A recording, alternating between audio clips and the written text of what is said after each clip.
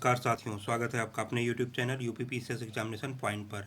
आज हम इस वीडियो में डेली न्यूज़पेपर न्यूज़ शो का ये वीडियो है। आज 11 जून है, तो 11 जून के जो महत्वपूर्ण विभिन्न हिंदी समाचार पत्रों की न्यूज़ हैं उस पर चर्चा करेंगे। चलिए आइए शुरू करते हैं। पहली न्यूज़ है न्यायमूर्ति संजय यादव इलाहाबाद उच्च कोर्ट के इलाहाबाद हाई कोर्ट के मुख्य न्यायाधीश बने हैं। ठीक है, अब देखिए अभी थोड़े दिन पहले इनको कार्यवाहक न्यायाधीश बनाया गया था। इसमें वर्तमान में कुल 25 देश में 25 हाई कोर्ट हैं। ठीक है, 25 हाई कोर्ट हैं और भाग 6 संविधान के भाग 6 में अनुच्छेद 214 से 231 के बीच हाई कोर्ट का प्रावधान किया गया है। फिर तीसरे न्यायाधीश मामले 1998 में हाई कोर्ट के न्यायाधीश की नियुक्ति पर सुप्रीम कोर्ट के मुख्य न्यायाधीश और तथा दो वरीयतम जो है न्यायाधीशों से परामर्श के बाद जो है इनकी नियुक्ति की जाती है। अर्हता क्या होनी चाहिए हाई कोर्ट के न्यायाधीश बनने की, मुख्य न्यायाधीश बनने की? भारत का नागरिक होना, हाई कोर्ट का न्यायाधीश बनने की अर्हता है भारत का नागरिक होना चाहिए, भारत के न्यायिक कार्यों में 10 वर्ष का अनुभव होना चाहिए। साथ ही हाई कोर्ट में या भी मतलब इनमें से कोई भी हो या हाई कोर्ट में 10 वर्ष का अधिवक्ता हो।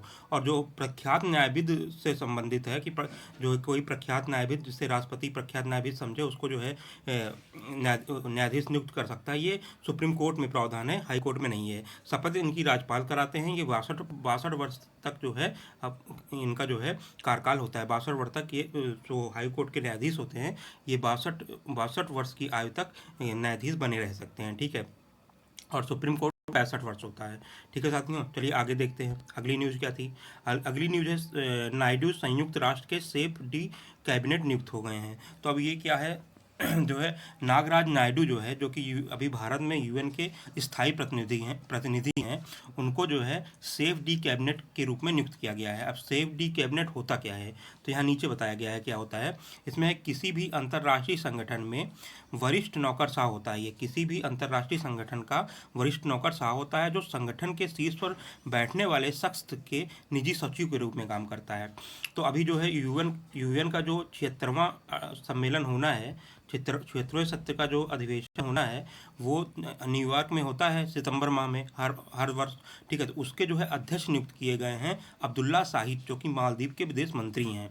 तो उनके ये निजी सचिव के रूप में काम करेंगे। ये सेफ ऑफ कैबिनेट यही होता है। ठीक है, चलिए साथी अगला न्यूज़ देखते हैं। अगली न्यूज़ है न्यायमूर्ति सिकरी शिकायत निवारण बोर्ड के अध्यक्ष होंगे। ठीक है, अर्जुन कुमार सिकरी जो है digital publisher content grievances council के शिकायत निवारण मंडल के अध्यक्ष नियुक्त किए गए हैं। और इसका काम क्या है, जो ये काउंसिल ये मंडल है ये है 14 ओटीटी सेवाएं कंपनियां जो है इसकी सदस्य हैं, जो है digital publisher content grievances council की। ठीक है, जिसमें कि अमेजन प्राइम, ओटीटी बालाजी, ठीक है ओटी बालाजी, नेटफ्लिक्स, हंगामा आदि जो है जो आपके ओटीटी सेवाएं कंपनियां हैं वो शामिल हैं।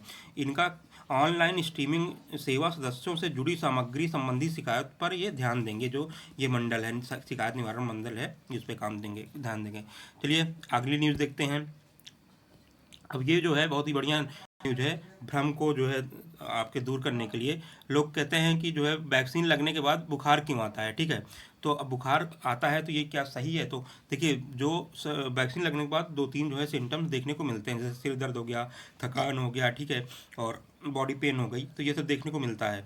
और बुखार भी, हल्का बुखार भी हो सकता है। तो इसमें इन्होंने बताया है राइटर मतलब यहाँ पे बताया गया है कि ऐसा क्यों होता है कि शरीर में कोई बाहरी वायरस या बैक्टीरिया आते ही इम्यून सिस्टम जो है सक्रिय हो जाता है। और टीका लगने के बाद यही होता है कि जैसे कोई बाहरी वायरस ही दिया जाता है ना, तो उससे जो है तुरंत ही वो सक्रिय हो जाता है। WBC जो होती है वो वाइट ब्लड सेल्स होती हैं, उस जगह दौड़ लगा देती हैं जिससे ये शरीर के इन्फेक्शन ठीक है एनिमुलेशन होता है। ठीक है, जिससे बुखार, थकान और अन्य लक्षण दिखते हैं। जो जहाँ पे ये लगाया जाता है वैक्सीन उस ओर जो है दौड़ना WBC दौड़ के पहुँचती हैं। ठीक है, जिससे जो है आपको जो है ये ऐसा लगता है कि मतलब कि थकान और बुखार जैसी समस्या का सामना करना पड़ता है, जो कि कोई इसका जो है बुरी बात नहीं है, ठीक है, ऐसा हो सकता है। अब देखिए गलत सोच क्या है, लोग कहते हैं कि जिनमें ये लक्षण नहीं दिख रहा है उनमें वैक्सीन बेहतर है, तो ऐसा नहीं है। टीका लगने के बाद एंटीबॉडी बनाना इम्यून सिस्टम का कार्य है। अगर टीका लग गया है तो एंटीबॉडी आपकी बने ही बनेगी, ये इम्यून सिस्टम का ही कार्य है, ठीक है। चलिए अगली न्यूज़ देखते हैं। अब रेस्टोरेंट और मिठाई दुकानों पर होगी सख्ती, ठीक है। अब 1 अक्टूबर से बिल पर जो बिल आपको मिलेगा मिठाई और रेस्टोरेंट से, वहाँ पे आप जो है लाइसेंस नंबर लिखना अनिवार्य कर दिया है। किसने? FSSAI ने। तो अब ये न्यूज़ तो इतनी इंपॉर्टेंट नहीं है, लेकिन जो ये संस्था है मतलब food safety and standard authority of India, इसके बारे में थोड़ा देख लेते हैं। इसकी स्थापना अगस्त जो है 2011 को की गई थी। और किस एक एक्ट था FSSA एक्ट 2006, ठीक है। और उसके बाद ये जो है, ये जो अथॉरिटी है, ये प्राधिकरण है, ये ministry of houses and family नहीं sorry ministry of health and family welfare के अंतर्गत आता है, ठीक है। और ये एक संविधिक निकाय है, क्योंकि एक अधिनियम के अंतर्गत इसकी स्थापना हुई है। इसका हेडक्वार्टर न्यू दिल्ली में है, ठीक है। और इसका काम क्या है कि जो है खास सुरक्षा को इंश्योर करना तथा जो भी इससे संबंधित संस्थान हैं उनका जो है रेगुलेशन करना, ठीक है। चलिए साथियों अगली न्यूज़ देखते हैं। अगली न्यूज़ है उच्च शिक्षा में छात्राओं का छलांग। तो देखिए ये अखिल भारतीय उच्च शिक्षा सर्वे किया गया है। अखिल भारतीय उच्च शिक्षा सर्वे किया गया है। उसमें क्या देखा गया है कि जो लड़कियों के सकल प्रवेश दर है वो 27.1% है, जबकि जो लड़कों का है वो 26.9% है, ठीक है। इसमें और ये भी देखा गया है कि छात्र शिक्षक अनुपात में भी सुधार देखने को मिला है। 2019-20 में एक शिक्षक के जिम्मे 23 छात्र थे। अगर दूरस्थ शिक्षक को जो डिस्टेंस लर्निंग होती है उसको भी मिला लिया जाए तो टोटल 26 जो है शिक्षक हो जाएंगे। मतलब आपके जो है एक शिक्षक के जिम्मे 23 छात्र थे। अगर दूरस्थ को भी मिला लिया जाए तो एक शिक्षक के जिम्मे 26 छात्र हो जाएंगे, ठीक है।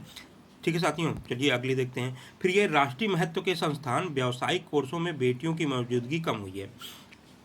अब जो यही जो अखिल भारत उच्च शिक्षा सर्वे जो जारी हुआ था उसमें बताया गया है 2019-20 में कि अंतर्राष्ट्रीय महत्व के संस्थानों में 24.7% जो है ये इनके बेटियों जो लड़कियों की प्रतिनिधित्व देखने को मिला है। अब ये राष्ट्रीय महत्व के संस्थान क्या होते हैं? तो जितने भी IITs हैं, NITs हैं, एम्स हैं, ISCs हैं, ये जो है राष्ट्रीय महत्व के संस्थान होते हैं जो उच्चतम कौशल में कुशल श्रमिकों को तैयार करने के लिए क्षमता रखते हैं, ठीक है। वो है राष्ट्रीय महत्व के संस्थान। कुछ उसमें निजी भी संस्थान आते हैं, ठीक है साथियों।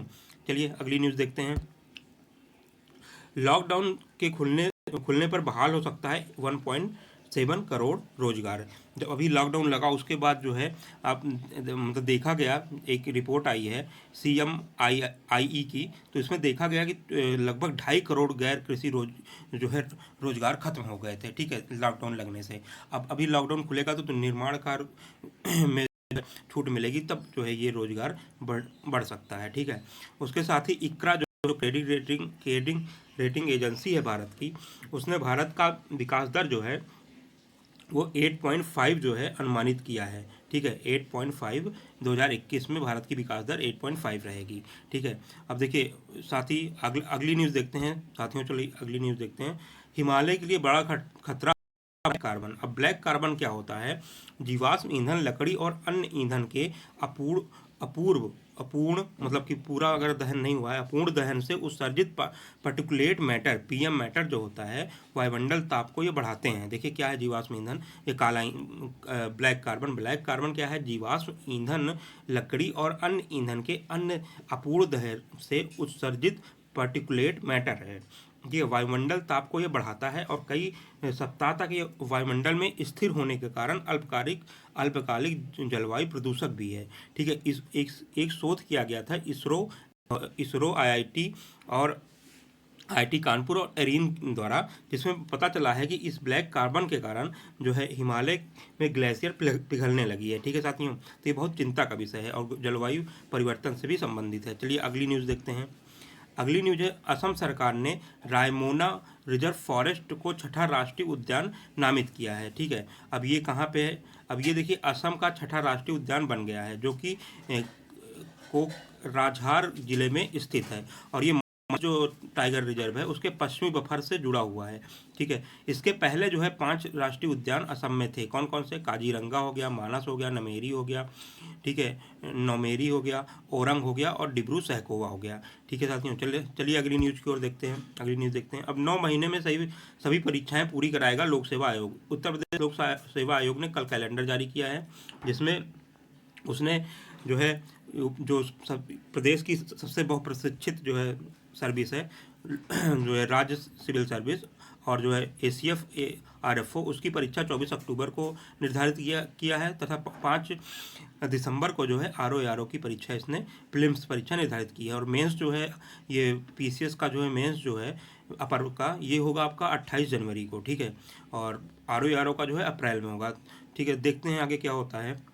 और कोरोना जो लॉकडाउन लगा था इन्हें जो है परीक्षाएं स्थगित करनी पड़ी थी। ठीक है मित्रों, इसी के साथ ही धन्यवाद। ये था आज की न्यूज़। नमस्कार।